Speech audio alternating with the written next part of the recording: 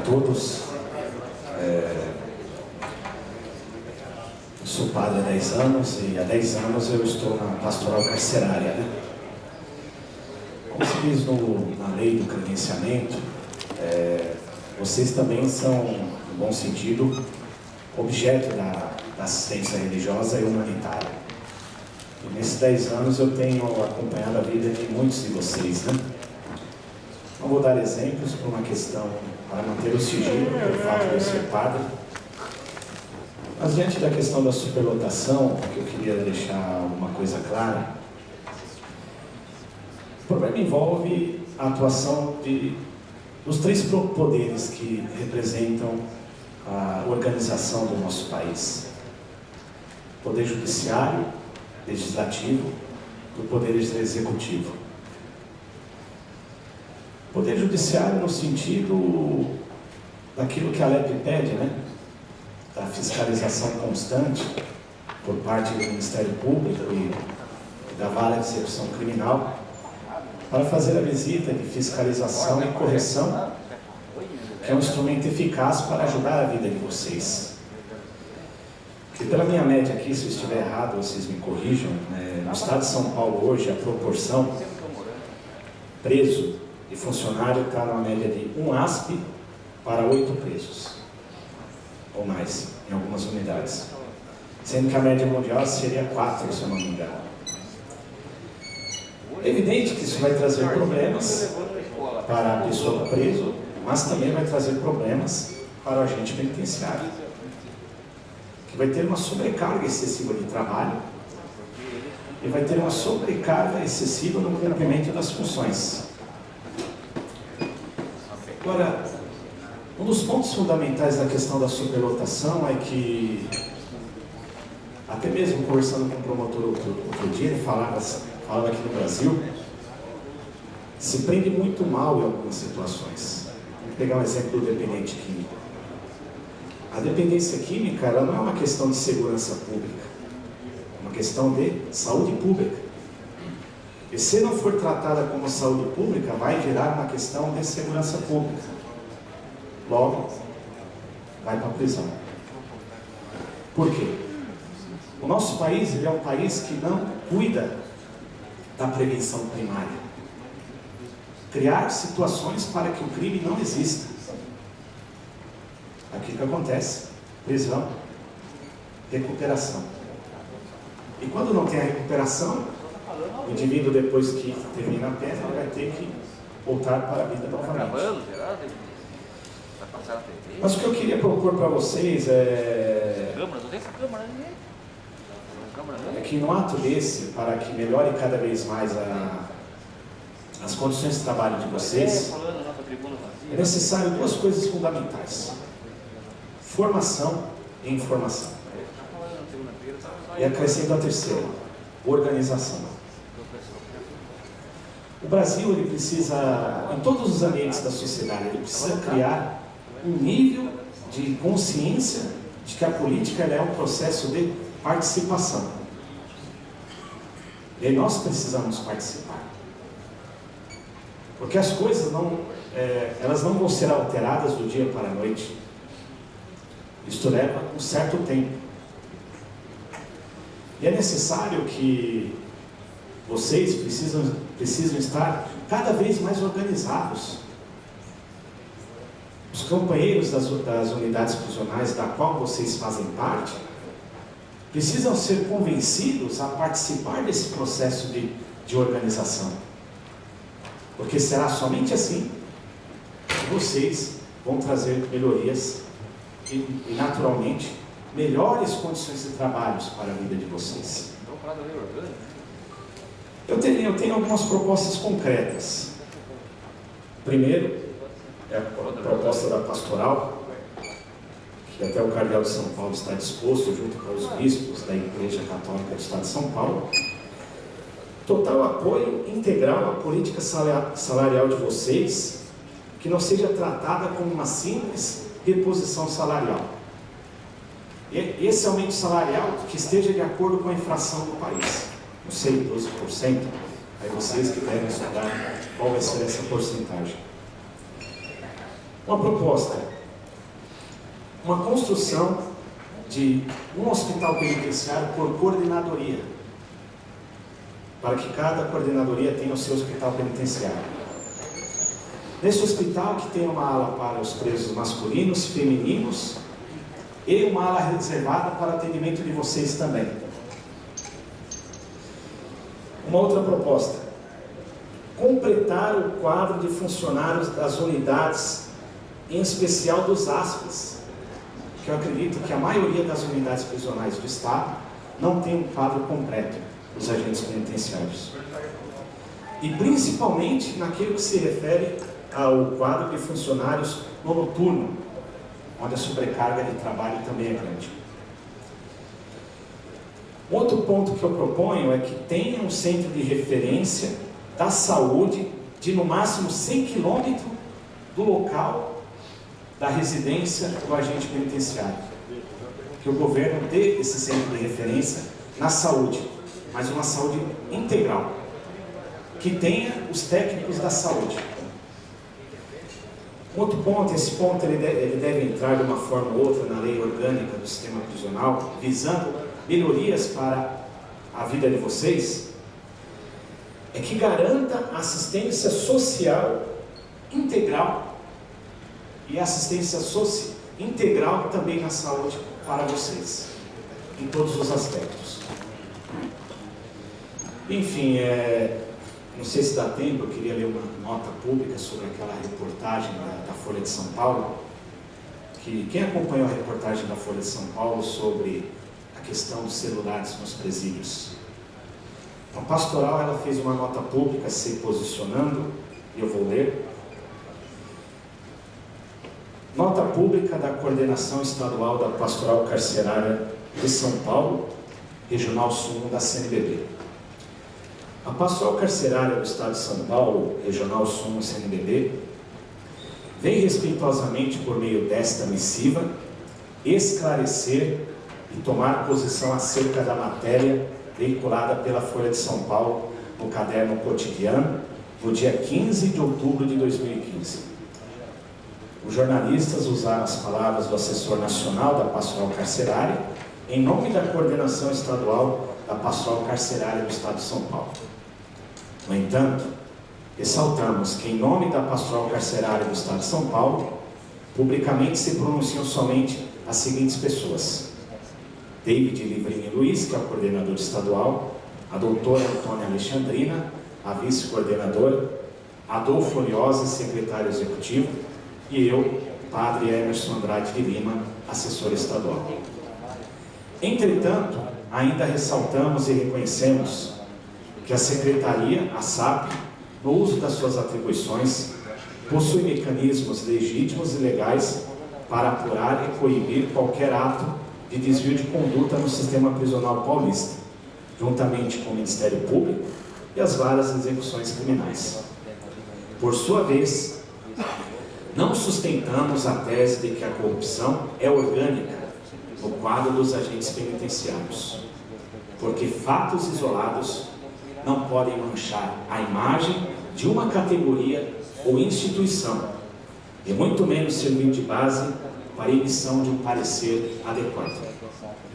A pastoral carcerária, como realidade da Igreja Católica vinculada ao quadro das pastorais sociais na CNBB, no seu modus operandi, sempre tem procurado prestar assistência religiosa e humanitária tanto aos presos quanto aos funcionários dos estabelecimentos prisionais, de acordo com as prerrogativas e disposições presentes no Decreto Estadual número 44.395 de 99, que é o texto da lei que está na parte anterior do credenciamento. Aí eu salto. Sempre iremos priorizar a verdade e o bem comum das pessoas. Diante disso, visamos com as equipes da Pastoral Carcerária do Estado de São Paulo, por meio desta declaração, superar qualquer tipo de incompreensão criado por um tipo de jornalismo que não está preocupado com a formação e informação das pessoas e nem com a veracidade objetiva dos fatos. Aproveitamos o ensejo para reiterar protestos de elevada estima e distinta consideração, sempre nos colocando à disposição para outros esclarecimentos, posicionamentos e atendimentos. Atenciosamente, a Coordenação Estadual da Pastoral Carcerária. Termino falando que eu sei de muitos problemas que tem na saúde que envolve a vida de vocês. Caso vocês saibam de algum colega que está no presídio, que necessita de um apoio, na paróquia que eu estou como padre, eu tenho 4 médicos voluntários, né? Então acho que é uma forma de estar sendo instrumento de ajudar vocês nessa questão também. Então me comunique, claro, sou padre e com certeza vou garantir o sigilo. Esse sigilo se aplica tanto à vida do preso, como também à vida do funcionário. Caso alguém tenha alguma pergunta para mim, por favor, não pergunte questão de fórum íntimo que envolva a vida do funcionário. Tá bom? Muito obrigado.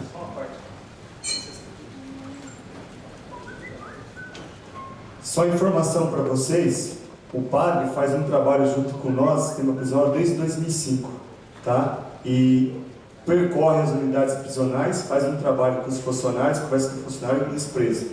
E o trabalho que ele faz com os funcionários fica para ele. Só quando tem alguma situação que ele passa para a gente para tentar ajudar. Então, é isso que é um parceiro nosso, há muitos anos que está com nós. Tá? Obrigado, Padre, pelo nosso trabalho na categoria. Obrigado, Padre Emerson.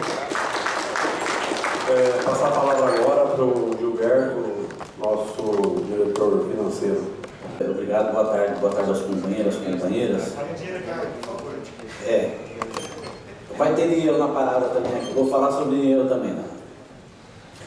Eu vou falar sobre a questão da superlotação dos presídios, sobre a ótica dos trabalhadores, né?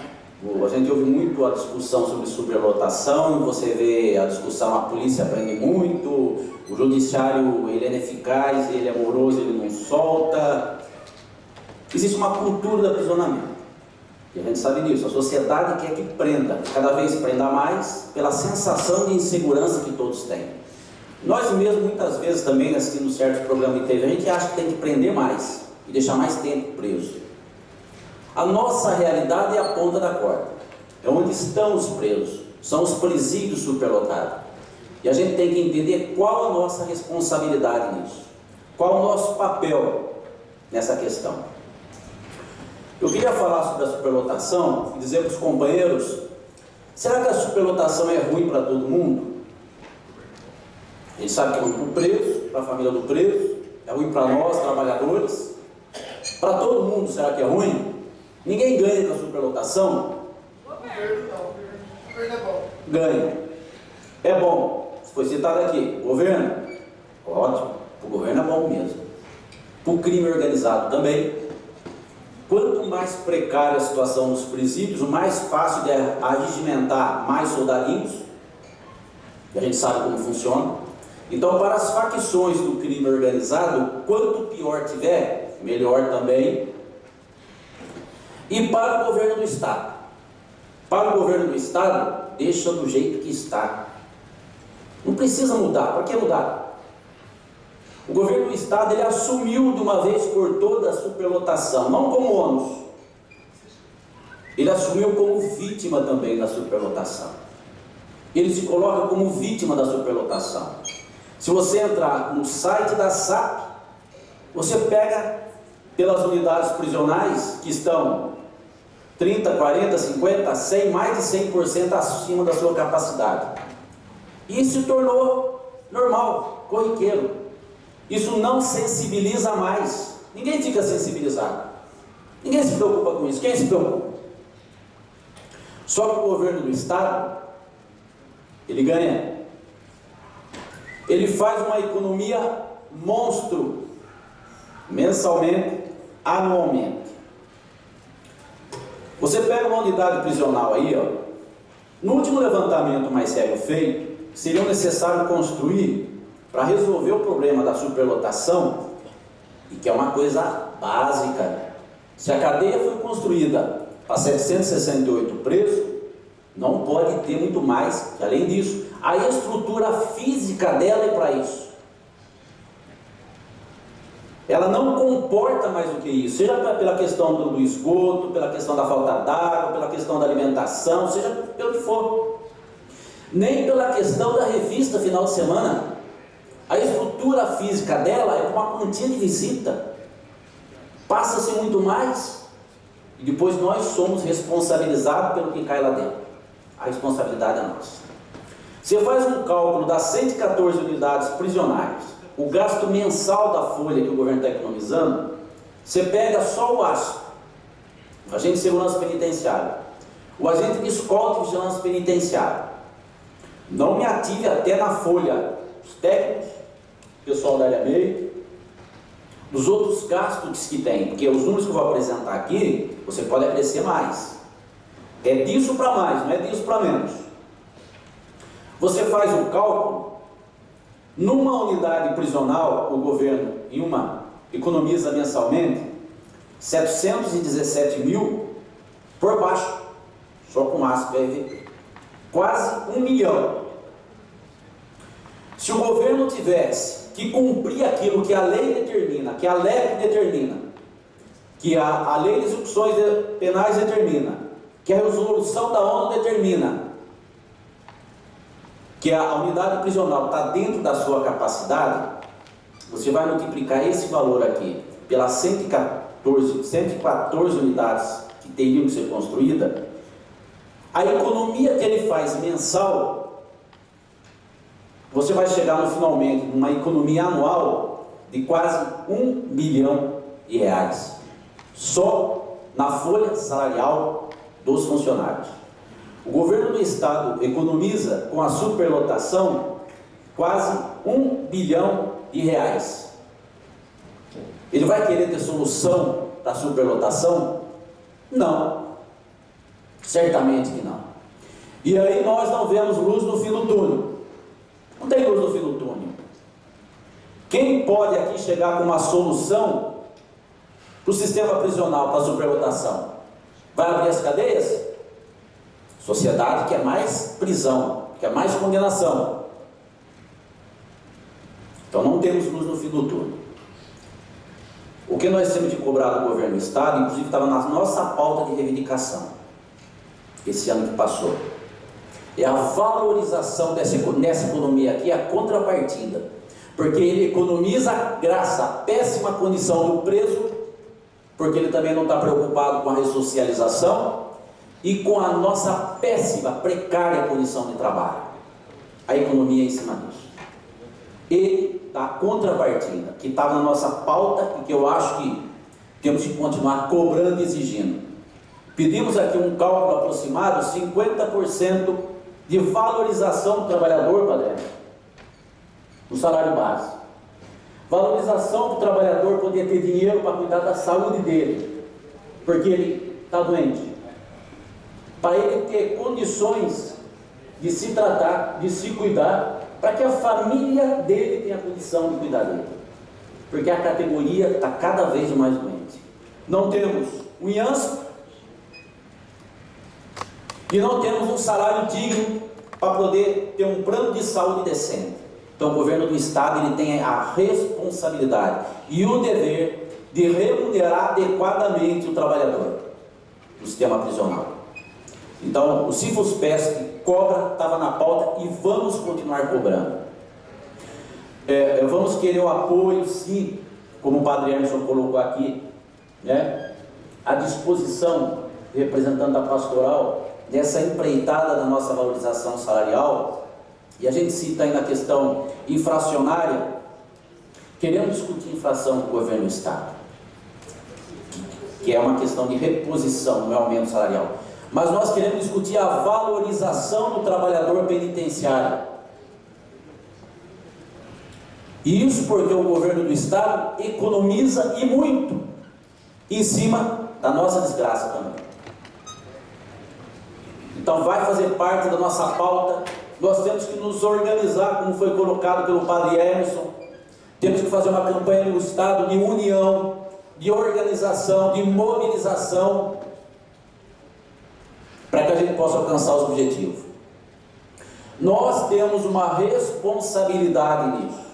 As nossas melhores condições de trabalho, melhores salários, passa pela nossa união e organização.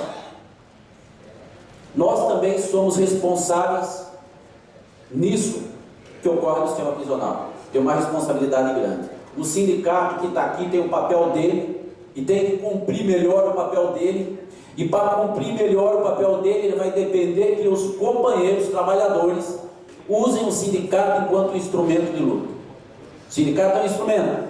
A categoria pega, se organiza e usa o sindicato para fazer a luta, para fazer a diferença. Queria pontuar também aqui, para encerrar logo aqui, a questão da falta de funcionários. Quer dizer, a superlotação é agravada pela falta de funcionários. Vê a irresponsabilidade que tem na situação. Foi citado aqui, o Padre Anderson citou, o plantão noturno que falta funcionário. O companheiro da P1 de Avaré citou que, esses dias atrás, um turno da noite, numa unidade com quase 500 presos, 3 funcionários trocaram o turno. 3. Isso é um absurdo. Isso é verdade. Os funcionários estão tendo que dobrar para ficar... Isso é inaceitável. Enquanto o governo do estado economiza R$1 bilhão.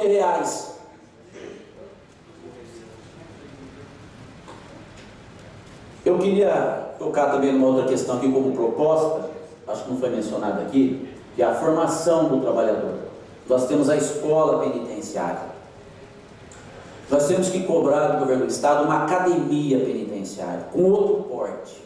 Não a EAP, da maneira como tem, que não tem alimentação para os alunos. Precisamos de alimentação, de alojamento, uma academia penitenciária que leve a sério o sistema prisional. O sistema prisional não pode continuar sendo um patinho feio da segurança, totalmente abandonado, largado, e depois se falar a ressocialização de presos. Como? Se não se preocupa com o trabalhador. Vai se chegar numa melhor de condições para o preso quando se preocuparem com o funcionário enquanto ser humano também. Aí você atinge seu objetivo, que é melhores condições para o preso. Uma coisa está ligada à outra. Convidamos a pastoral carcerária, e hoje foi um debate, em determinado momento até ficamos um pouco contrariados, mas faz parte do processo democrático, as diferenças, as divergências. E a ideia é nós entendermos, e a categoria entender, que nós não podemos fugir de nenhum tipo de debate com ninguém, nem com direitos humanos, com ninguém. E que o nosso futuro, a nossa vida, melhor condições de trabalho, a vida dos nossos familiares, vai passar por nós mesmos. É também da nossa responsabilidade. Então, queria deixar isso colocado, a questão da academia penitenciária como proposta, o reforço nessa questão de si, da valorização dos trabalhadores do sistema prisional, né, em cima daquilo que o governo do estado economiza quase R$1 bilhão anualmente, em cima da precarização das penitenciárias paulistas. Obrigado.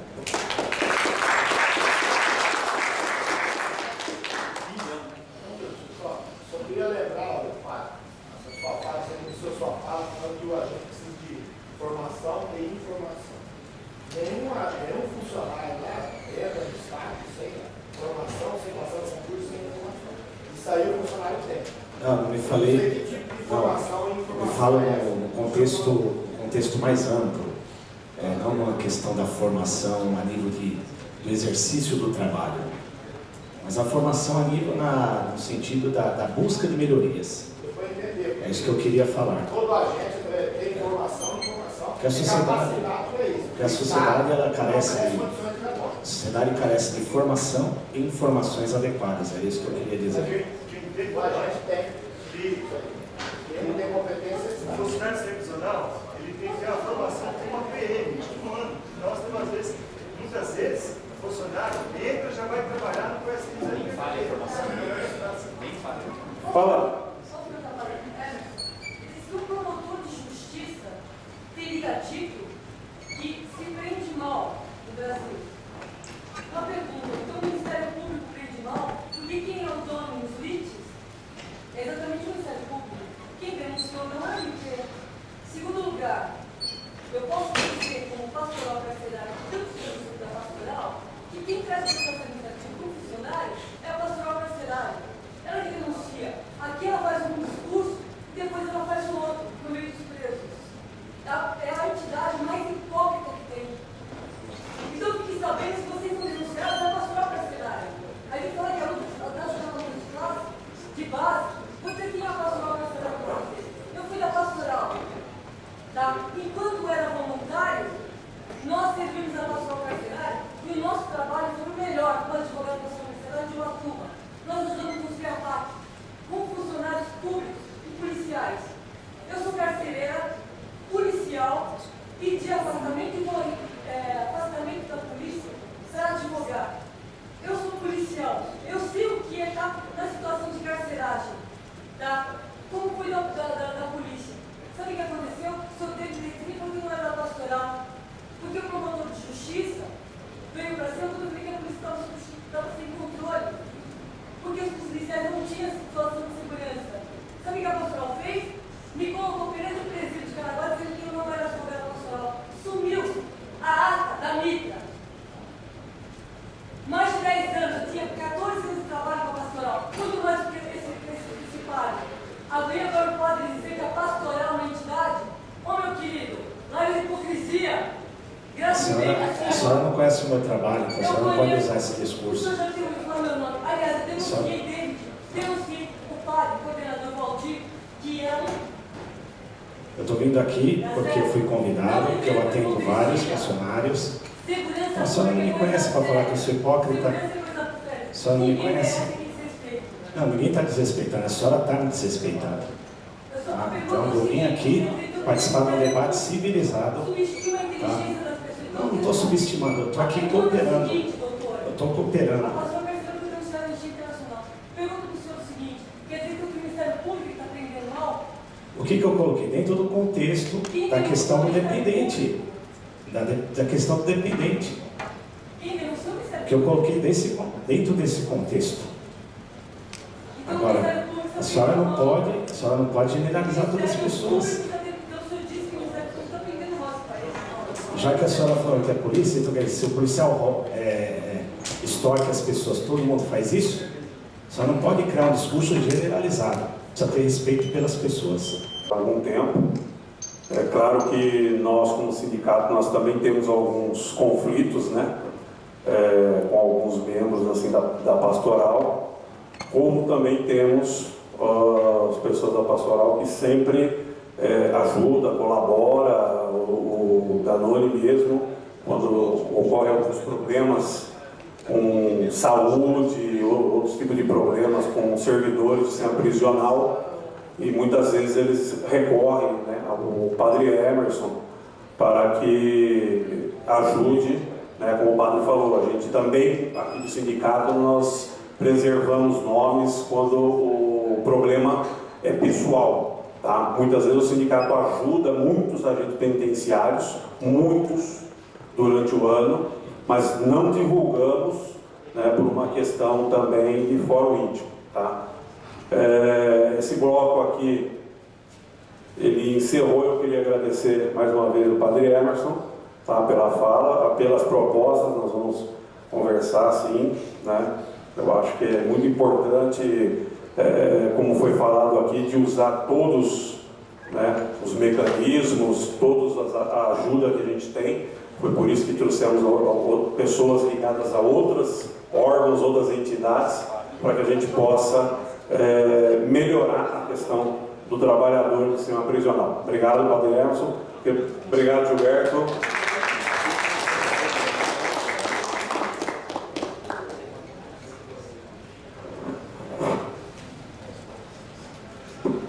Pessoal, o último bloco aqui, ele é a questão da lei orgânica, né? O deputado Alencar, ele faria parte, né? E aí, como ele tinha votações ali, acho que ele pediu a fala e se retirou, né? E dialogando com ele estaria eu mesmo. Então, vamos falar, né, rapidamente, algumas pessoas também comentaram aqui sobre a questão da lei orgânica, né? Tem até um